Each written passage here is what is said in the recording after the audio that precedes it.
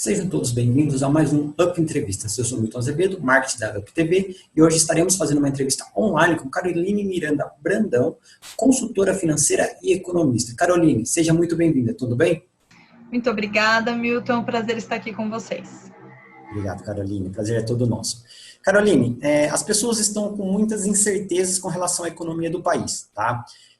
Na sua opinião, o que devemos fazer com o nosso dinheiro nesse momento? É um momento de investir? É um momento de guardar? Qual é a melhor solução para as pessoas que estão com essa incerteza do momento? Milton, essa pergunta é muito boa. Na verdade, muitas pessoas vêm exatamente com essa questão para mim.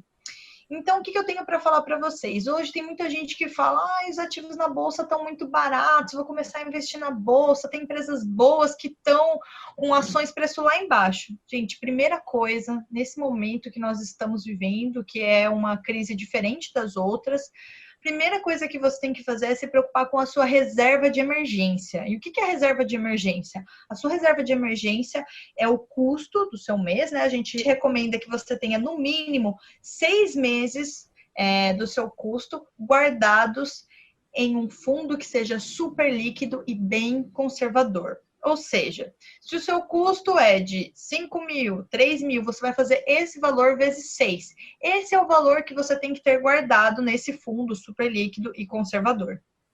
E por quê, Carol? Porque a gente não sabe os desdobramentos dessa crise, a gente não sabe quando ela de fato vai terminar e depois como será a situação posterior a isso. Então, a ideia é blindar o seu patrimônio, tá? O máximo que você puder. E daí, se você tiver uma reserva de oportunidade, que é outro conceito, o que é uma reserva de oportunidade?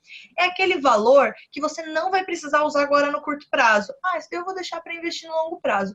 Esse valor é interessante que você realmente invista em algumas ações de empresas sólidas, mas que neste momento específico do tempo estão com um valor abaixo de mercado. E daí vale a pena comprar essas ações.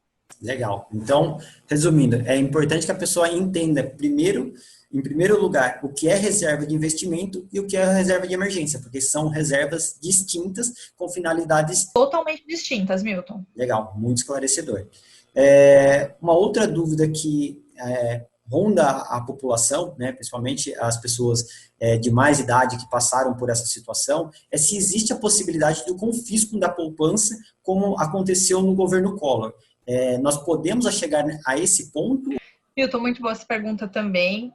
Não existe essa possibilidade, já quero assegurar vocês. Primeiro porque o momento que a gente está vivendo é completamente diferente do plano Collor. Quando ele fez esse sequestro, na verdade, era uma maneira de impedir que a população consumisse para não gerar aumento do preço, enfim, aumento da inflação. Era esse momento, a gente estava tentando controlar a inflação, que não é o que nós estamos vivendo agora. A gente está vendo uma crise que não é nem só exclusiva do Brasil, ela é mundial.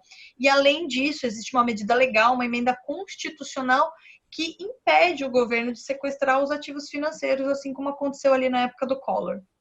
Que bom, né? Isso tranquiliza bastante. Finalizando, Carol, o que esperar da economia para os próximos meses, diante desse mercado de incerteza que estamos passando agora, né? Se é que tem como esperar alguma coisa nesse momento que estamos ainda de ser um momento muito recente, né? É tudo muito novo, mas tem o que se esperar da economia para as próximas semanas, meses?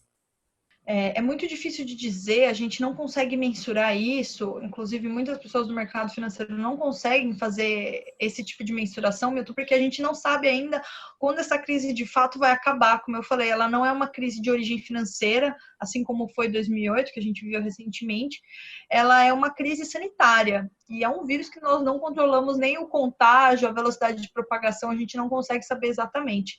Porém, dado que o mundo inteiro está vivendo, que é um quadro recessivo, a gente vê anúncios como a Alemanha, que é um dos países mais fortes, uma das economias mais fortes no mundo, anunciando quase 5% de queda do seu PIB. Então, isso é para ter uma noção do quanto isso poderá afetar o nosso país.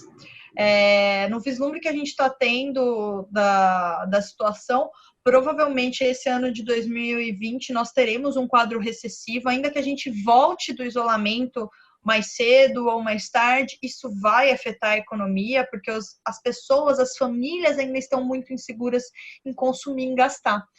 e possivelmente no ano de 2021 ainda manteremos um quadro que, quando a gente diz que a economia ela não está nem crescendo e ela também não está caindo. Então, os desdobramentos a gente não tem as certezas, mas é o vislumbre que nós temos. Entendi. 2020 foi um ano que se iniciou com uma expectativa muito grande, né?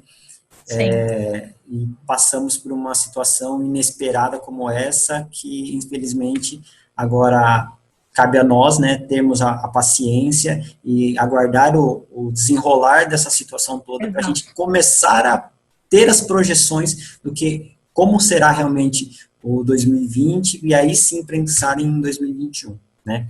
Mas legal, Carol, muito obrigado pelo seu tempo, seu conhecimento, informação de grande valia para toda a população. Eu tenho certeza que muitas pessoas tinham essas dúvidas que você acabou de nos sanar e não tinham canais aonde obter essa informação, né? Então, parabenizo você pelas respostas, agradeço a sua presença e agradecemos também a você, telespectador, que nos prestigiou com a sua audiência. Dentro de muito em breve traremos outros profissionais trazendo ainda mais informação para você na segurança do seu lar. Um abraço a todos. Até mais.